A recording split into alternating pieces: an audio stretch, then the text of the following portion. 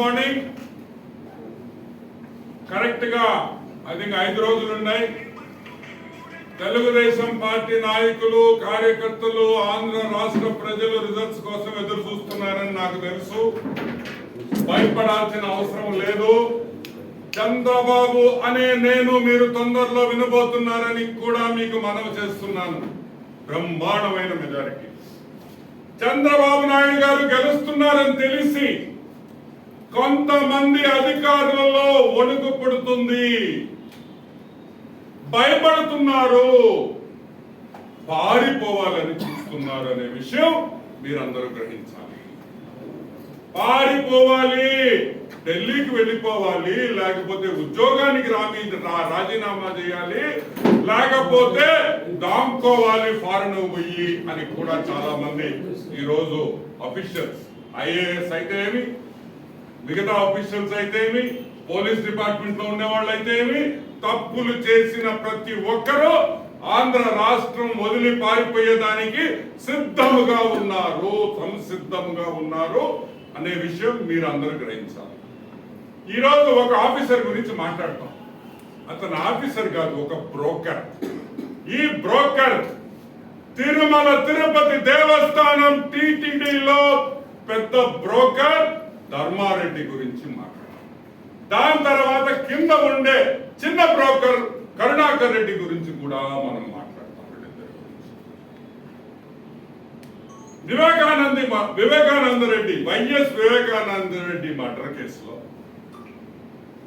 Broker Dharmareddy ఢిల్లీలో home మినిస్ట్రీలో lobbying చేసాడా లేదా, lobbying చేసి అవినాష్ రెడ్డిని బయటపడేదానికి ప్రయత్నాలు చేసాడా లేదా అనే విషయం మీకు చాలా సార్లు మేము మాట్లాడాం. చేశాడు చేశాడు చేశాడు అని ఈరోజు నేను చెప్పటం కాదు, వైఎస్ కుటుంబంలో సభ్యురాలు వైఎస్ సునీతారెడ్డి గారు చెప్తున్నారు. ఈడొక బ్రోకరు, వీడిని చూసి ఆశ్చర్యపోయాను, వీడికేం పని ఇక్కడ, వీడికేం పని ఇక్కడ అంటే వైఎస్ జగన్మోహన్ రెడ్డి వైసీపీ పార్టీకి ఆ కోర్టు కేసు నీళ్లు కార్చావా, నీరు కార్చావా లేదా అని కూడా మేము ప్రశ్నిస్తున్నాం. నువ్వు టీటీడీ ఈవోగా పనిచేస్తున్నావా, ఇన్ఛార్జ్ ఈవోగా, లేకపోతే జగన్మోహన్ రెడ్డి ఇంట్లో పన్నోడుగా పనిచేస్తున్నావా అని కూడా ఈరోజు తెలుగుదేశం పార్టీ ప్రశ్నిస్తుంది. ఇంత ఘోరమా? ఈరోజు జగన్మోహన్ రెడ్డి ఒక ఈవోను పెట్టుకున్నాడా, వాళ్ళ ఇంట్లో పన్నోడు పెట్టుకున్నాడా? సిగ్గుందా మీకు అని కూడా మేము ప్రశ్నిస్తున్నాం.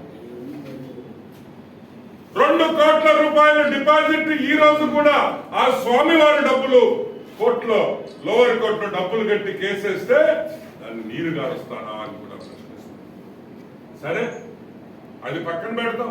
శ్రీవాణి ట్రస్ట్ 2000 crore స్కామ్, 2000 కోట్ల రూపాయలు ఎవడబ్బా సొత్తురా నువ్వు ప్రైవేట్ బ్యాంకులు వేసేదానికి? ఏమి నీ తాతిచ్చాడు డబ్బులా? నీకేమైనా కట్నం వచ్చిందా? ఎవడిచ్చాడా? 2000 కోట్లలో ఎంత పెట్టావు ప్రైవేట్ బ్యాంకుల్లో?